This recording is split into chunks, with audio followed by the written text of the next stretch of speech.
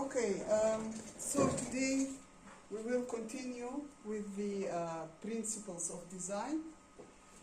Now we will talk more about contrast here. Contrast is a principle of design. To remind you, principles of design help us organize a composition. Now, contrast as a word, we heard it before in one of the lectures when I talked about the element of design, color, and I explained that, not color, value, and I explained that using value you can create contrast. So for example, the grayscale from black to white and all the grays. We explained a little bit about contrast, that the element value can be used to create contrast in a composition. That means if you put black and white together, we have high contrast. For example, a gray next to another gray, less contrast, and so on. But contrast is a separate principle of design because sometimes in a composition we want to plan to put contrast in a certain areas. Actually, contrast is very important in any composition. To have contrast create visibility. So we can better understand information, easier to see information, and so on. This doesn't mean that having no contrast is wrong. Sometimes I want less contrast or no contrast in certain areas of my design. It depends on the message that I'm trying to convey. So which parts am I trying to make more visible, which parts less visible? Contrast can help me in this. But we can create contrast not only, as explained before, with the value, changing the value, but we can have it also by changing, for example, size. If we have something big next to something small, it creates contrast between the objects. Texture. We can have change of texture. We can have the change of weight. For example, a composition looks more heavy here, more light here. So all of this can create also contrast. So let us see some examples. So, contrast can be created using color, just color. If you remember when we talked about the element of design color, we mentioned about warm and cool colors. So if you put a warm color next to a cool color, it creates what? Contrast. Look at this, for example, cool versus warm color. It creates contrast between the two elements in the composition. Okay? Here we have this side and this side, just the color changes. These elements, rectangular shapes and these kind of things are the same, just the color differences create contrast. Here, for example, less contrast. So if I put, for example, an orange color next to a red color, all of them are very close to each other, similar, warm. So no contrast, or not a lot of contrast. Here with the brown, it's less contrast. But if I put orange and green, for example, next to each other, this will create more contrast. So, depends on what do I need. Do I need high level of contrast, less level of contrast? If I want to increase the visibility of a particular part, I need to put high level of contrast so that the viewer can see this part very clearly.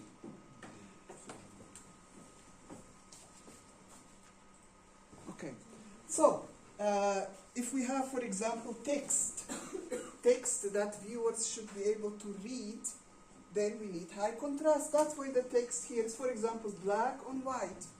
If I make the text gray, light gray on white, it will become even less visible. Okay? Now we can increase the contrast by combining things together. For example, let's say black and white create high contrast. But if I take this text and make it more bigger, so changing the size, it will make it even more visible. So combining things sometimes can increase the message that I'm trying to convey. Texture. We said that by using differences in texture, it can create contrast. Now, here we have a texture, here another texture next to each other, but we also have the element color. So we have element of design, texture and color. Now, if I remove the color, still there is contrast. There is contrast between this and this texture because they are different. But because I added also differences in color, this makes it more strong, the contrast. So I can add to something by doing something. But sometimes, if I, for example, put colors that are close to each other here, without contrast, it can reduce the contrast. So not always adding more elements of design or can improve what you're trying to do. It can decrease also. Depends on what are you doing. Look at this, for example, here. This is also a type of texture. And we have color. Even without color, there is contrast, but because of the color choices, it increased the contrast. Here again, this we can see it as a texture, here another texture. Plus color. So this is kind of warm, this is cool, different texture, it increased the contrast. Here, no color used. What do we have here? It's not very clear because of the light, but we have white, we have black, we have gray. So what do we have here? We have value also. Okay? So value is used because we have a grayscale. And there is a lot of contrast here between the white and the black areas, and less contrast between the gray areas. So, this is also here another example. Here a texture, here another type of texture, and there is contrast between them. This is very rough, this is more smooth. The white and the black create also contrast. So, how much contrast do we need in a design, in a composition? This depends on a lot of things. The final message that I'm trying to make. We said that changes in size can create contrast. So putting something small next to something big, it creates the contrast. Small versus big. Big versus small. In addition here to these shapes, we have color. So element of design, shape and color was used. Organized using contrast, so changing the sizes. To create what? A focal point on certain elements, okay? Or certain areas in the design. So, changing the size or the shape can create contrast. If I put this, not a circle, but a square, even if it's the same color, it will create contrast, okay? Here, we have a big black square and small black squares. This versus this, it has contrast. Because of what? There is no color here. The size, okay?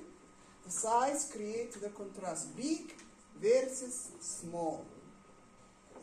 Now, what will happen if I take this shape and I make it a little bit smaller? Not very small like this, but like this, for example. It will still have contrast, but less contrast. But if this is so big and this so small, the contrast increases. So how much? It's on a scale, the contrast. Very high, very low, or very high, no contrast, and various levels. And these levels you can vary by what you do in a composition. More contrast examples. Contrast can be used in everything. 2D compositions, interiors, okay? In any kind of design, there can be contrast used.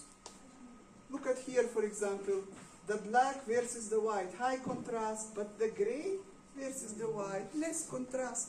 So, it depends on what I need to do, whether we need or not need contrast. Now, another principle of design that helps us organize compositions. This is the background, foreground. Now, we did, when I discussed the element of design space before, space. What is space? We said that space, always in a design, how we organize space, very important.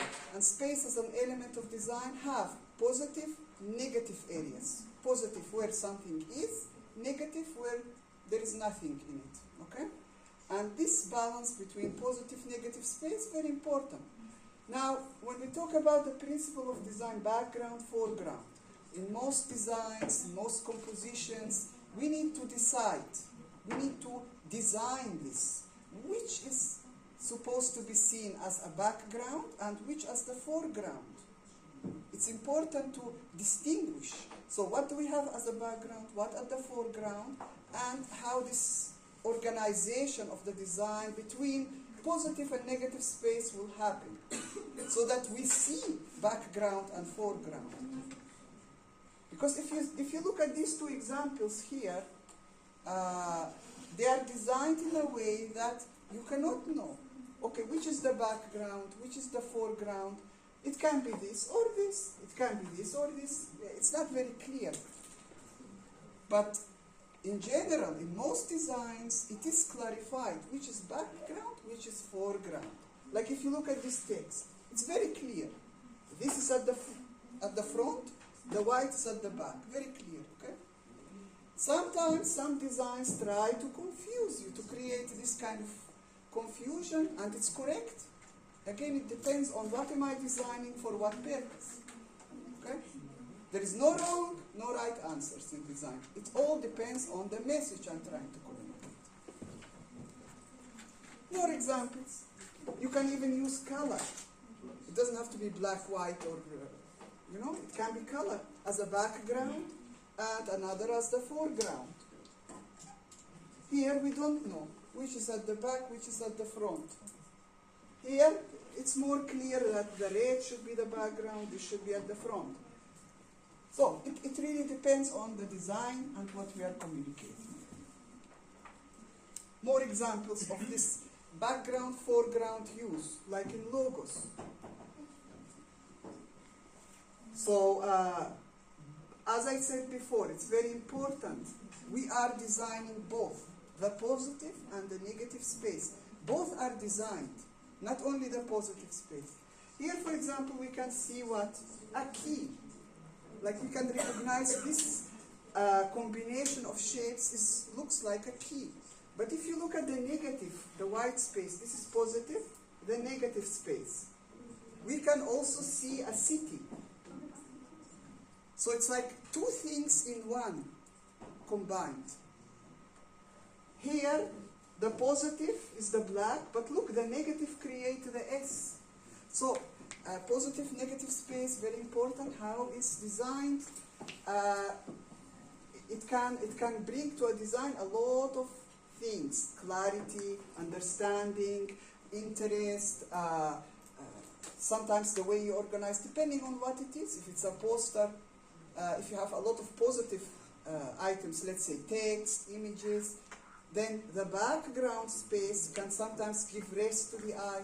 So for example, if you overcrowd a design, too much information, becomes too much positive and too little negative space, this can create not comfortability while reading, or not clarity, no clarity in the design. So this balance, very important for a lot of reasons. More examples, using background, foreground to create clear, straightforward messages. Of course, the abstraction of these designs, they are abstract, very simplified. Shapes, combination of shapes, combination of lines, create also clarity. But in addition, the organization of background versus foreground, positive, negative space, create the clarity. So all of them are the same. The black background, the white foreground, just the information, the message here is different in each one. Okay. Now, the last principle of design for today that we will talk about is movement. It is a very important principle of design. Basically, sometimes in some designs, you need to create the feeling of movement, that something is in movement there. For a particular reason, of course. The movement is usually a visual flow.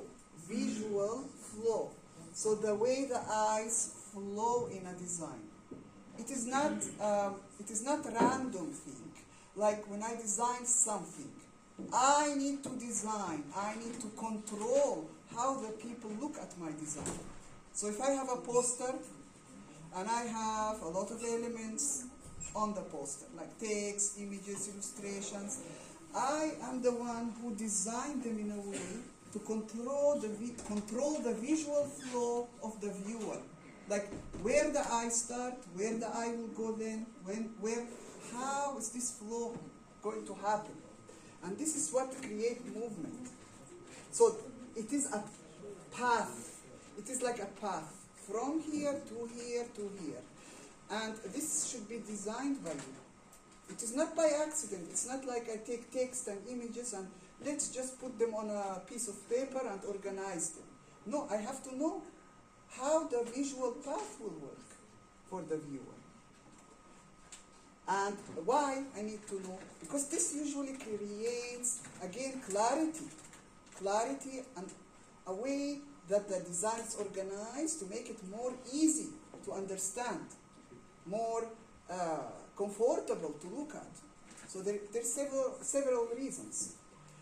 Now, let us see here some examples. So, for example, here we have what? A combination of shapes, triangles. Some are big, some are small, and the way they are organized, if you notice this line, the red line, this is the path of vision. So, even without the red line, our eyes first go to this area, then move to this. So, our eyes follow an invisible path of vision. But this path is designed to be followed. It is similar to a grid. What is a grid? We explained before. The grid system, so the background design, the horizontal and vertical lines, that you design, for example, a page, after which you put text, images in the correct location. This background grid is very important, the design of it. This is like a background grid, the path of vision, how I want my design to flow, the visual flow. So, sometimes, by the way, here, if we notice in the shapes, what else do we notice? We have repetition. What? Repetition of triangles, repetition, and change of size. So what else do we see here? Rhythm. Is there rhythm? There is a rhythm, because rhythm have repetition. And we have even a gradual change of size. So rhythm by repetition, rhythm by gradation.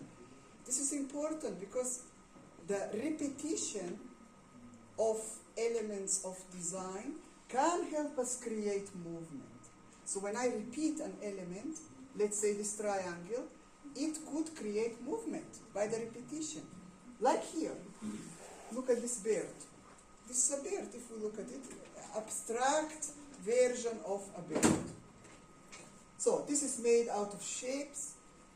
These are made out of shapes. They look like half circles. So a half circle, repeat, repeat, repeat, repeat. So we have repetition here, notice. And this repetition, how it's organized, if we look at it, we feel, there is movement in it. My path of vision go like this, like this, like this, like this, okay? So it's like flapping the wings. By what? How did the designer create it? By repetition of an element, of a shape. So we have shapes, we have repetition. What else do we have here? In this case, we have the element of design value. Value, because we have gray here, gray scale, okay? And this increase also. So shapes and value using repetition create this feeling of movement. Here we don't have value, just repetition of shapes and gradual change of size. Here what do we have? Why does it make us feel there is movement? What is this? What element of design do we have here? What? Lines. This is just a line. The line, repeat it. The same line. Repeat, repeat, repeat. What is this line? Look at the quality of the line. Thick to thin, to thick to thin. So that the quality of the line changes in thickness. And it's repeated and it's curved in a specific way. So the repetition here again creates a rhythm. There is a rhythm here, and this rhythm creates the feeling of movement. So often we see repetition of elements that in the end create the movement. And you will see that always. In most cases you need to have repetition, a type of rhythm to create movement.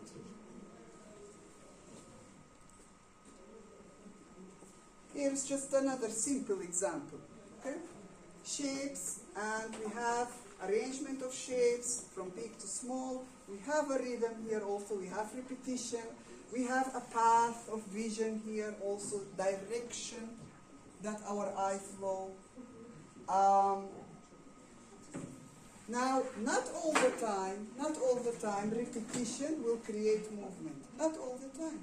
Like this is repeated, but it is in static. There is no movement here. You don't feel the movement, okay? There is repetition, but it's kind of a static feel. Here we have repetition, but it's more active, more dynamic. There is some kind of a movement going on. So there are exceptions.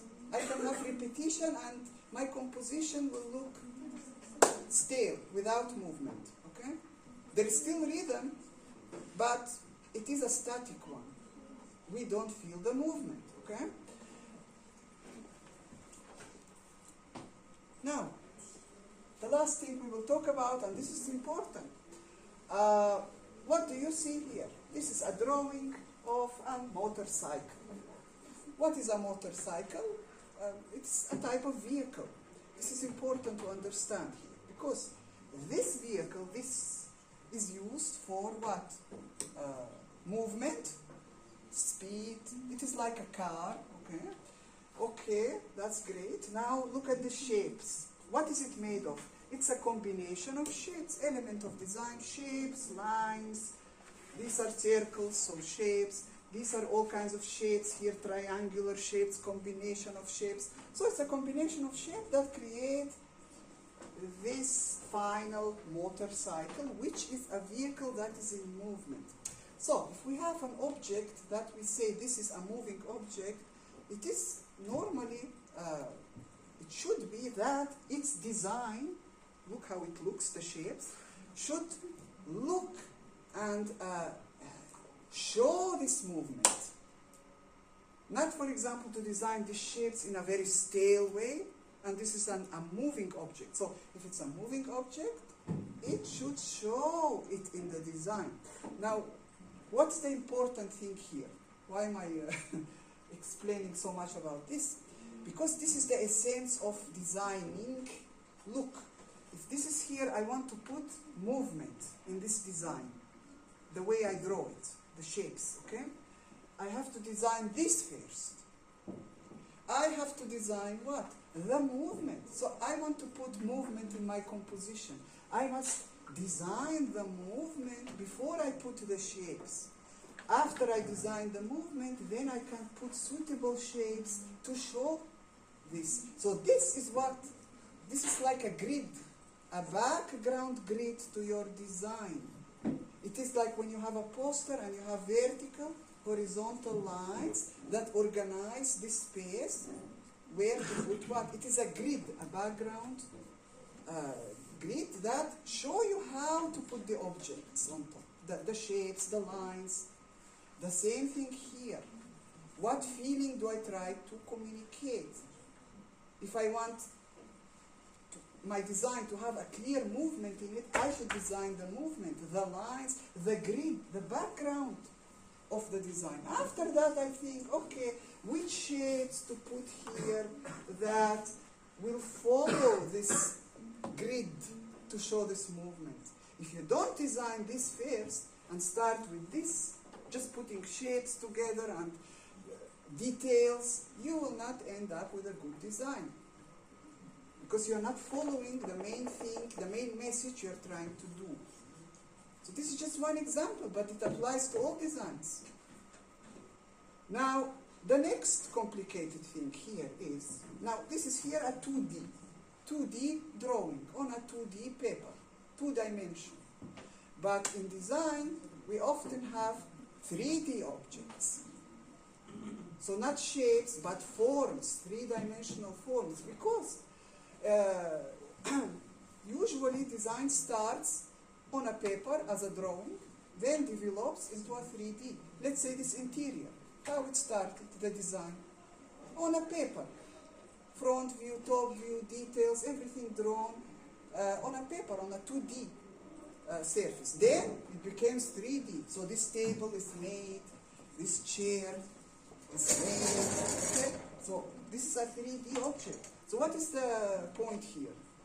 Well, if you're designing 2-dimensional design, let's say what graphic designers mostly do, like, for example, posters, brochures, business cards, magazines, these kind of things, all of them are 2D, okay? So it ends here. The design ends here with the printing. But when you are, for example, interior designer or product designer, it continues into this stage, which is the 3D. So the drawing is made into 3D. Imagine this motorcycle. Okay, we like it, it's perfect. Now we have to make it into a real object that we can touch and use. And so it becomes 3-dimensional. And where is the complicated part? This in 2 dimension, the shapes now are 3D. So this object, look at this chair, for example. Maybe the movement, let's say it's supposed to show movement. If I look at it, this movement, maybe from here, okay, perfect. I can see movement. But what will happen if you rotate it here? Or like this, or look at it in a different way? You see, because this is a 3D, I can rotate it and look at it from different ways. The same thing, I can take this mouse, I look at it from here, okay, it looks, there is movement, but if I rotate it here, or here, or here, or here, so what will happen? The same with any design. So, what I mean is, where is the complicated part? When you design, let's say, movement or any other principle of design you want to put in the design, and then from 2D it becomes 3D. It might change. It might change because when I rotate it, maybe from here I don't feel the movement anymore. From here, okay, but from here, no. So you have to think from all dimensions, to rotate the object from all its ways to design. From here, from here, from here, from everywhere. That's why in this class, when you start your projects, part of the projects will be 2D, then the 2D will become 3D. So the 2D, for example, I tell you, design me a happy feeling. Happy, to look happy. And then you design me on a 2D, a drawing that looks happy, for example, combining elements of design, lines, shapes, whatever, and you end up with a 2D drawing that shows happiness. But when you take it to 3D, suddenly things could change, because we have a 3rd dimension that you haven't designed before. So this is here the complicated part of 3D design. And many designs are 3-dimensional. Okay? We are designing for use, not only for to look at.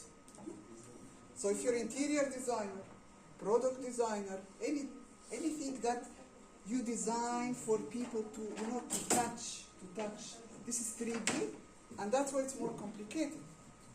Because it's always easier to design shapes, but 3-dimensional forms become very complex. And we will have some practice, basic practice in this class for this.